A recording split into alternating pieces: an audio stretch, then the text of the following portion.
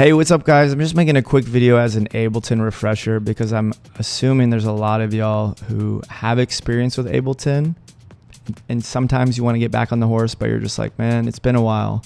So this video is for you guys. When you load up Ableton, the first thing you're going to be met with is this page. Just know that there's the session view, which is this page, and if you press tab, this is arrangement view.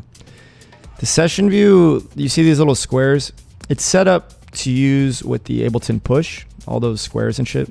You don't need this page at all. I only use it for doing the levels and stuff later in a song.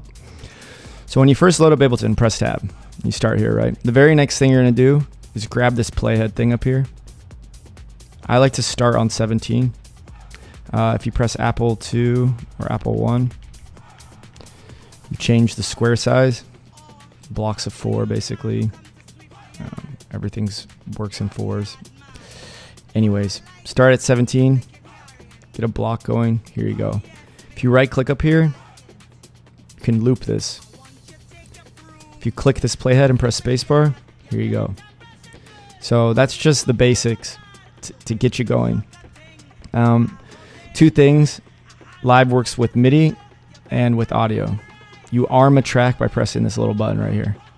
And on audio lane, you press the record button. In my case, I don't have the mic set up. So MIDI is, if you go over to instruments, double click operator. I'm just pressing ASDF on my keyboard. If you press ASDF and it doesn't work, in the top right, this little key thing, turn that off. A turns on automation lane, but when that's pressed, A is actually playing the keyboard. Okay, so that's cool. You're probably going, all right, well, I want to make a track. So I went ahead and got a reference track.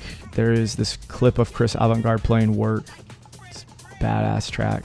So grab that track. Then I went into an AI splitter. The splitter's name is splitter.ai. There's another one called Moises that costs money.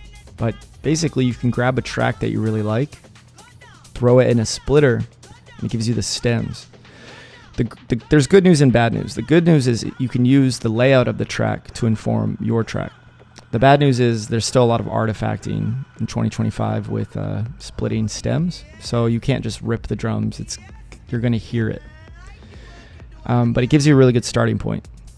So I went ahead and laid out the track, and yeah, I'm right clicking and adding locators, and you can kind of notate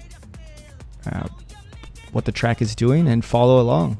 And in a lot of cases, it's just kick drum, bass, hat, snare. Another cool thing to mention is when you have a track, you might be wondering, what key or BPM. You could always go to something like Beatport and just pull the track up, and it gives you the BPM and the key. And then in the top left of Ableton, you can change the BPM to match that. You just hold left click and drag it. So this track's 130. But yeah, that's just that alone. There's a lot of things I could cover, and I could make some videos about it if you guys ask. But this is a really good way to get back into just dragging and dropping, making audio lanes, figuring things out, chopping it up like it's a video editor or something like that, and not getting so overwhelmed with the engineering side of things, not getting overwhelmed with the instrumentation or what do I have to do next. You kind of just give yourself room to play and have fun by analyzing a track that you like and then starting to add elements and getting back in the groove. It's a really good way to get back on the Ableton horse.